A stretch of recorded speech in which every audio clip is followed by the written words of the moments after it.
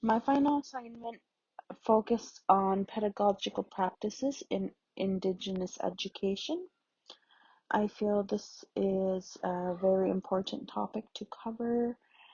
Um, so let's get started. Pedagogical approaches in Indigenous education deeply reflect how students learn in the classroom. Of the different types of pedagogies, a student-led approach may be a better approach to teach in the Indigenous communities as opposed to a teacher-led approach. There are some benefits to teacher-led approaches. However, student-led approaches give room and space for students to own their education rather than having it handed to them by the teacher and completed for them. Indigenous people are known to understand the land and live off the land for part or parts of the year. These practices include a lot of hands-on learning and using the physical body. Indigenous people collect, hunt, harvest, build, and care for the land, and this is where traditional practices are better practiced as opposed to the classroom environment. Pedagogies used in Indigenous classrooms today should reflect how Indigenous people live and learn because it highly affects how successful the students will be. It is important educators are made aware of how Indigenous students learn.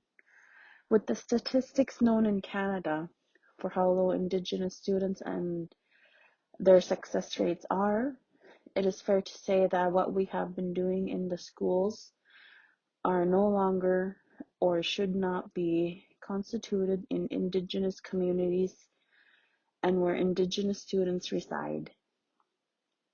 Since there is a need for change that could benefit all children, educators teaching in schools where Indigenous students attend need to be made aware of how they teach and if their teaching approach match the needs of their students. By doing this, we enable reconciliation for Indigenous people in Canada.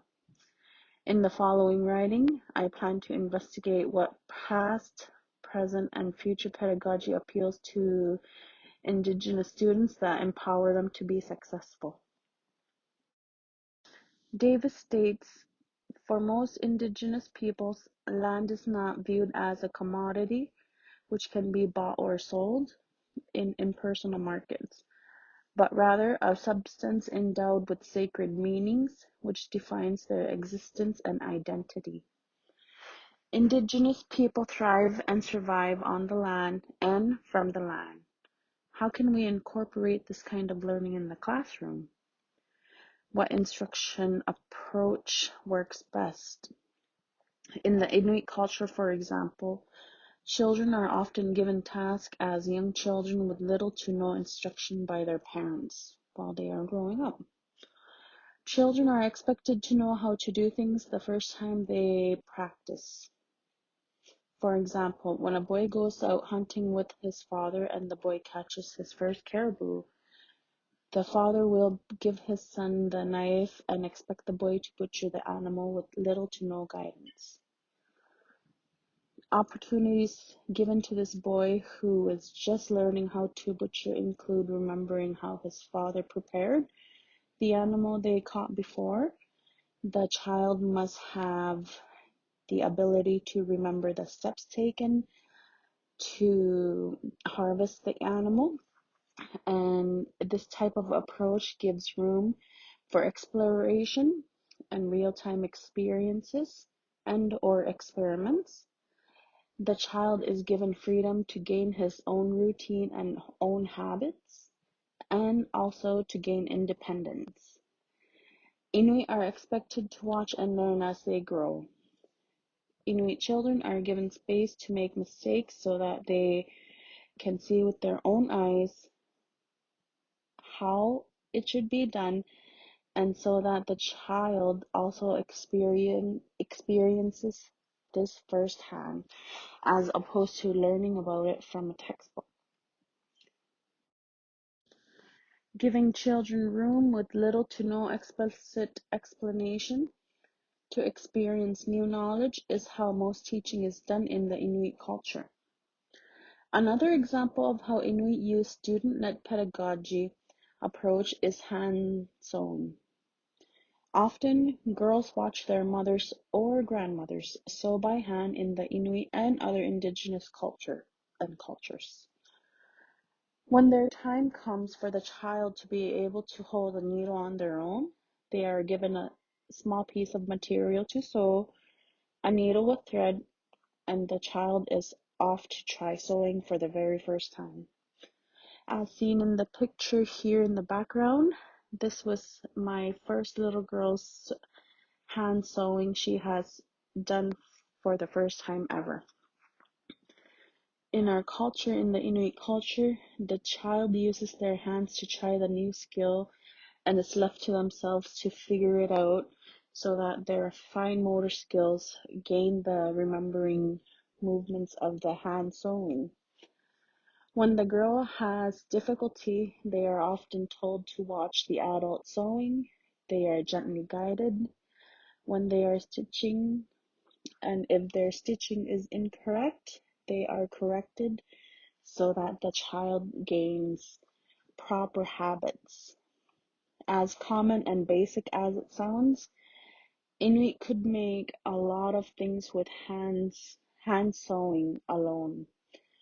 It's not the basic, easy to stitch kind of sewing, but different types of sewing that Inuit make are waterproof boots made from sealskin alone, using specific stitching methods taught by past generations.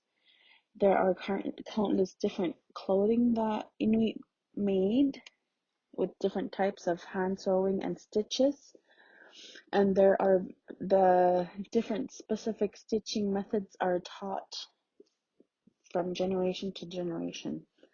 There are countless ways Inuit and Indigenous people teach young children's way of their culture, and these are just two examples in a modern context. In a modern context, this approach to teaching could be categorized as social constructivism. Social constructivism is defined as a collective process where children and adults work together to achieve the best outcome. This approach was developed by cognitive psychologist Lev Vygotsky and builds on the work of Jean Piaget. This information came from the Learning Journals from 2023. The approach takes priority to student learning, especially for the Indigenous students, because Indigenous people grew up learning from their families firsthand on the land and in their homes. Thus, it is clear to understand that student-led approaches are better as opposed to teacher-led approaches. In the past, Indigenous parents would not only be teaching their children the life skills that they will need to be able to survive, but parents also taught children in a manner where the child was brought up softly, meaning using soft-spoken language and soft-spoken guidance, as opposed to yelling and being angry. Parents were not yelling at their children back in the day, but rather they gave their child space to explore and learn, make mistakes, and learn about the land around them. An example of children learning from the land is found in the Inuit culture, where parents bring their children to the land to go camping, harvest traditional food, to live on the land for a period of the time, usually in the spring, summer, fall seasons. And also parents take their children on day trips.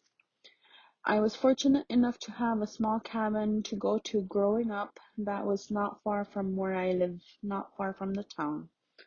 At this little cabin seen in the picture behind the long boat, we set up fishes just by the seashore.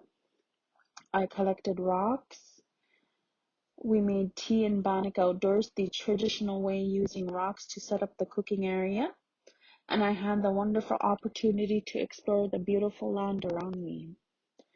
In addition, my grandmother had time and patience to be cooking while I was safely playing and learning outdoors. Therefore, there is evidence that student-led is not only beneficial for students, but it also could be beneficial for the educators. On a website to the introduction of her book, Katie Novak from 2020 says in her video that teachers are overworked and many are leaving the profession due to exhaustion. Why are they overworked? Why are there high demands on the expectations put onto teachers?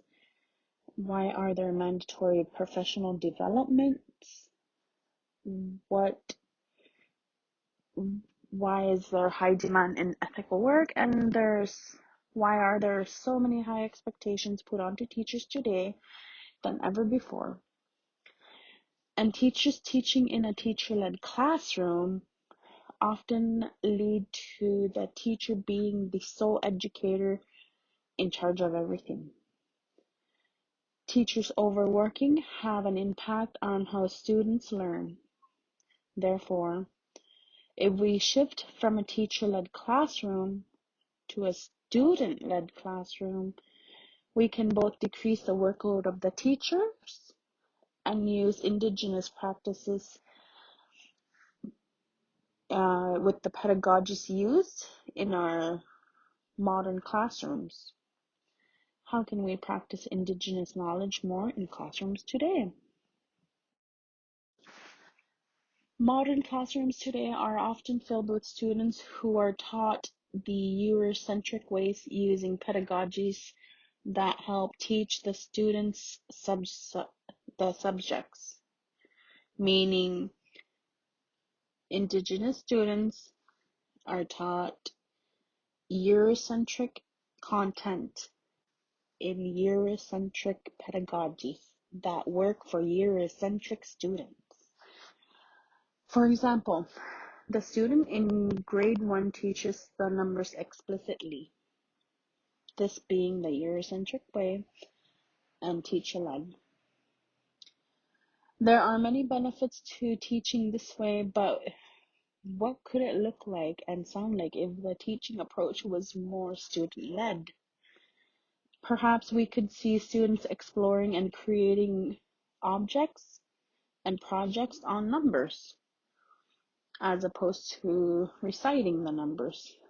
Or perhaps teachers can be using sentence structures that lead to student-led classroom approaches. What types of questions could we be asking as opposed to telling the students what the answers are? Learning numbers could be a good start to having a student-led classroom by allowing students to assess themselves, learning through exploration, and so on. In Nunavut, there is a preschool that is student-led and it is called the Inuit Kauyimayetokamit IQ Montessori Preschool. This is located in Pond Inlet, Nunavut. This preschool is IQ based and explores ways Inuit children learn back before colonization happened, with the addition of using modern materials as well. The students are immersed in the culture's language, which is Inuktitut. They are learning by play, and they are learning how they could work on traditional skills using toy replicas of traditional tools and using actual material Inuit use for clothing such as sealskin, caribou skin, and so on. They use materials that are used by Inuit back in the days to make tools in these classrooms, and they have miniature tents. The IQ Montessori School is a successful preschool because it enables the students to connect with the past, and they are doing this in the present. Students attending this preschool are allowed to explore their own world and learn about their own culture using their own language. Further research into how well students answer to the school can lead to future schools across Nunavut and maybe even Canada. Not to say the least, it is up to us to change our habits to enable change that will benefit more people.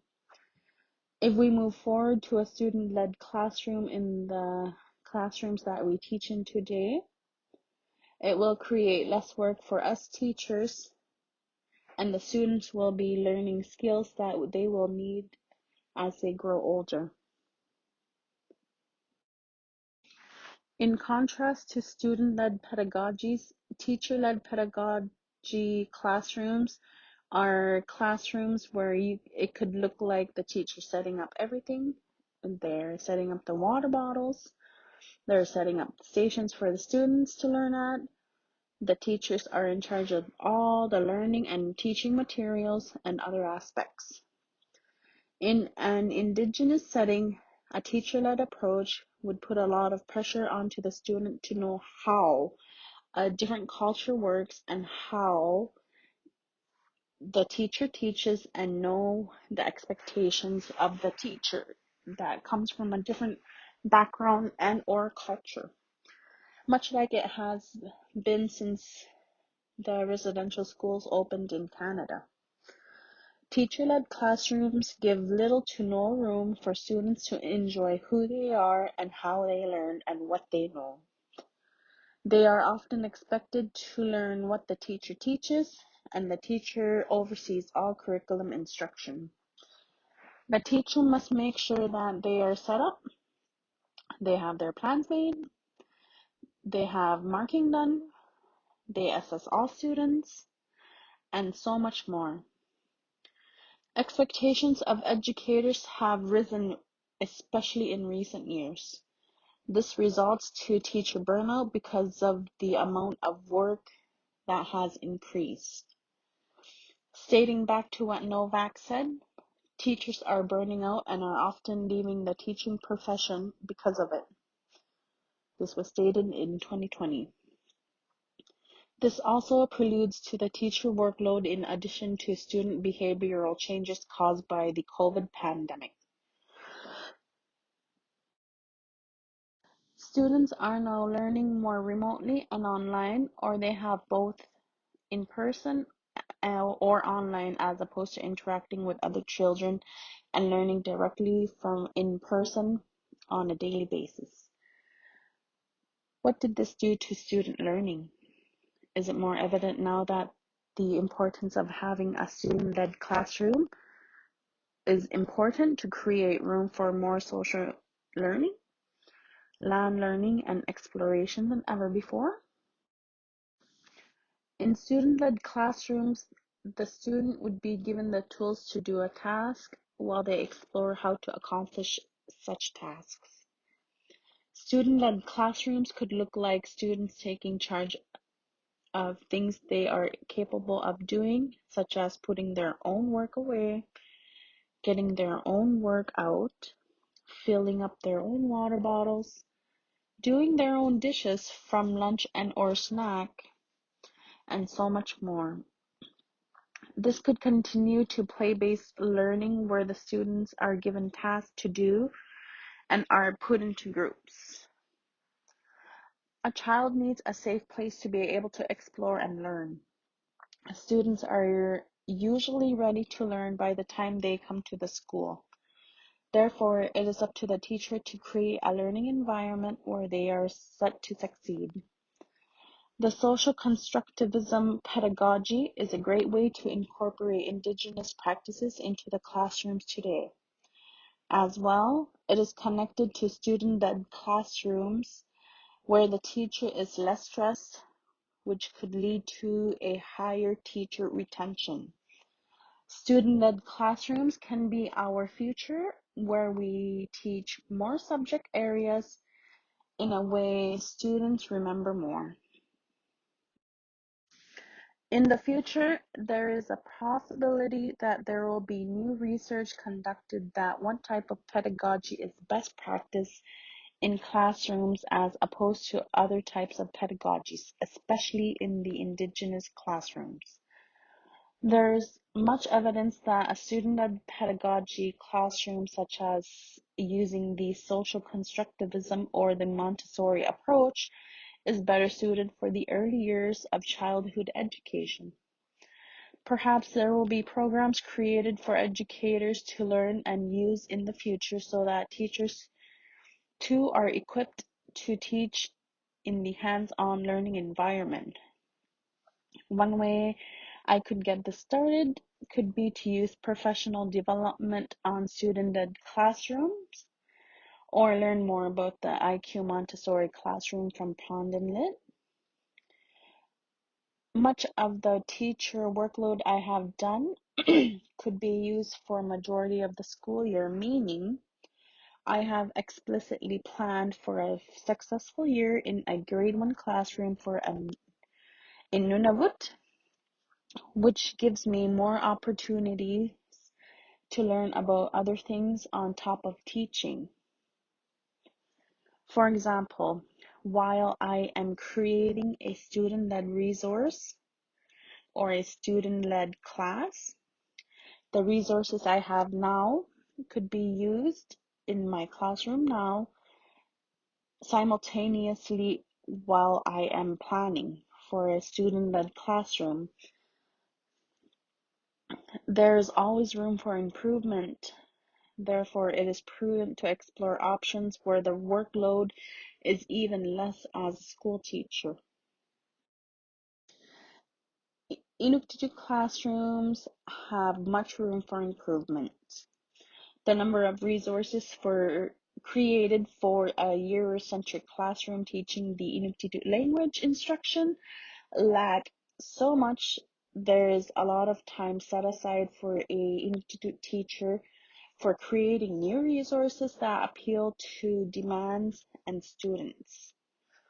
In my personal teaching career, using a teacher-led pedagogy approach has been the mainstream, which I know I have used myself. The teachers that I grew up with, I work with now. These same teachers have often used the same approach of the teacher-led approach, where it felt like they knew all of the information and we were there to learn what the information they had. And there was no time for students to share what they knew from home oftentimes. This was always the blockage for me as an Indigenous child. There are countless experiences where I was told at home was opposite of what I was learning at school. And to me, both had their correct backgrounds. But there was this one particular school teacher that had always kept their words for as long as possible. This example I can share is the use of words against other people, which is the subject being words hurt. I was taught in school that words hurt and I must be nice to other people. It is not nice to say mean things to another person, and if you must be punished if you are saying mean things. This very much went against what I was taught to a degree. At home, my grandmother equipped me with a strong mental shield that has kept me going even up to today. When I was a little girl, I was sitting next to my grandma, and my grandma pinched me on the arm, and she asked me in Inuktitut, "Did you feel that? Did that hurt?" I answered, "Yes. Yes, it hurt. I felt it." She then went on to say that what I did the other day was wrong, and I'm a bad child. She asked again, "Did what I say hurt you?" Was I being hurtful? I again answered, yes. I felt hurt when you told yes, I felt hurt, and in my head I remember thinking I felt hurt because you called me a bad child. This is when she stopped me. She stopped me to teach me that what she said I cannot feel, like when she pinched me. I cannot physically feel it. She taught me to shield myself from harsh words by saying to me that words do not hurt you. What other people say about you does not matter. They can't hurt you. And that these people who are hurt on the inside are hurting other people. From this day on, I have always tried to practice this lesson. When mean words are said to me, I do not let them get to me, as opposed to other people that I know, even cousins that I know, who get offended very easily when mean words are said to them. So there's something going on there. There's real evidence that what I was taught at home that differs from what was taught at school has a major impact on people's personal lives, even into adulthood. In connection, a student-led classroom for me, when I was a child, would have given me the space and safe place to share this knowledge I had learned with no repercussions and no one telling me that what my grandmother had taught me was wrong. It was just, in my opinion, it was just different. To have a student-led classroom in a diverse community, we need to make sure that as educators, we know how to handle situations we learn about when they go against what we were taught ourselves. We must be open to other people's perspectives.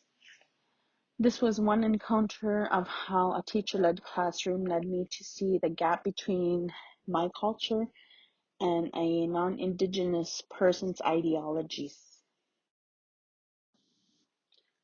3 recommendations I would take going forward that could be applied to improve education in my personal or professional context would be to encourage Indigenous students to keep going. Their Indigenous backgrounds is what make them who they are, and what they were taught at home is okay. It is also right.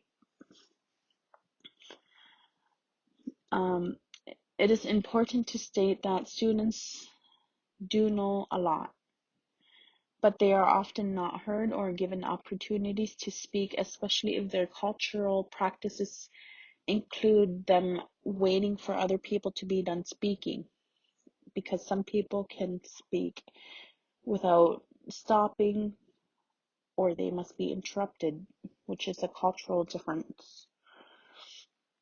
Students also need to know that they are valid and what they know is what makes them who they are.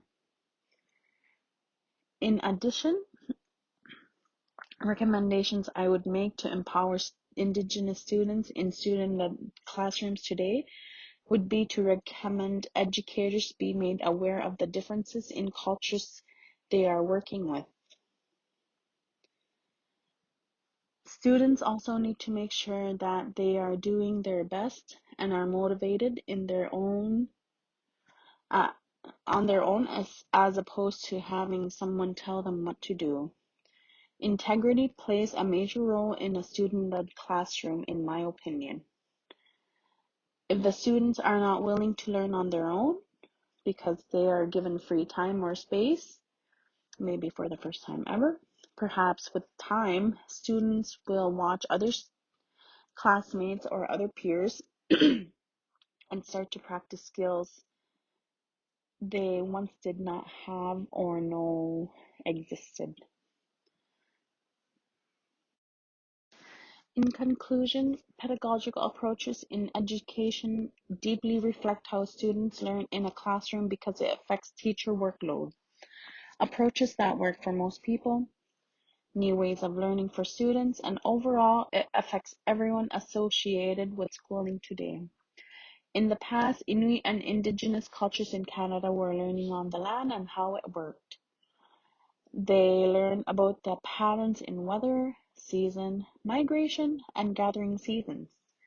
Indigenous people were once and perhaps still are experts on land knowledge. It is a little sad that this type of knowledge is not prevalent in public schooling today because essentially everyone is connected to the land in one way or another.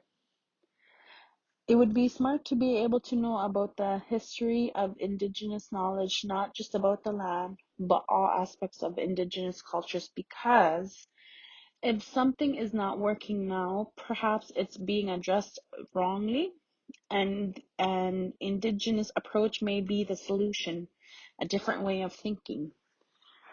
Collectively, I believe it is safe to say that for the most part, Indigenous people are open to share their ideas and ways to live their lives if they are given the safe space to do so.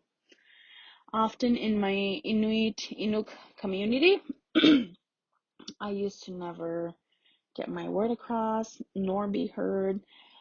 I was usually stepped all over and a lot of on, especially as a new teacher. And people would not let me finish what I was talking about because I was and am using the traditional way of communication of the Inuit, not talking while someone else is talking. We listen to understand and we do not interrupt while other people are speaking. We do not want these people who are speaking to forget what they are talking about.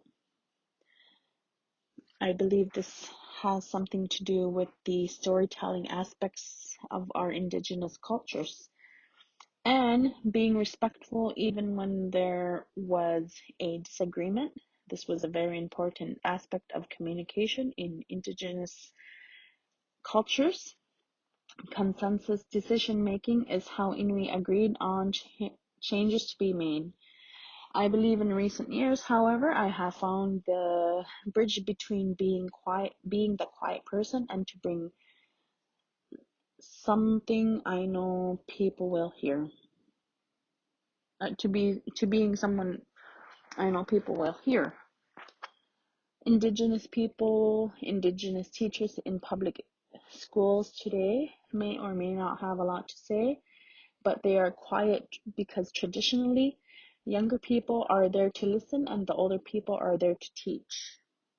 This goes against my profession traditionally, but it would be argued that today it's necessary.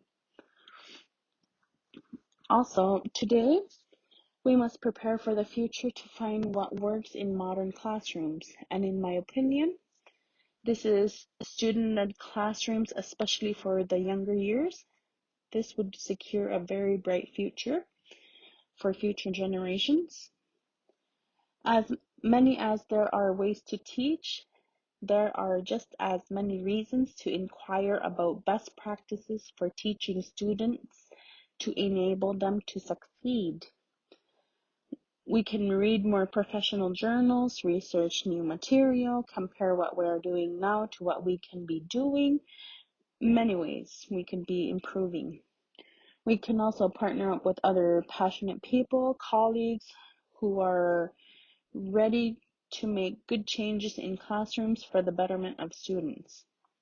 In the future, I hope to see myself teaching in a student-led classroom where all students feel successful and are successful. I hope to see myself helping other teachers teach student-led classrooms so that other students that they are teaching will get to experience classrooms where they feel they are in charge of their own learning. I also want to be able to do a student-led classroom approach to put together to light evidence that approach values and benefits in my culture. There are ways to teach this now, and there are people out there who are doing this. It is a matter of time and commitment to be able to empower young minds and learn to take charge. In the end, pedagogical practices that revolve around student-led approaches in Indigenous education have an impact on what we can achieve in the future. We can plan now so that we can learn to get there and see how it could differ from how teaching has been done since the beginning of residential schooling, where Indigenous students were first introduced to public schooling.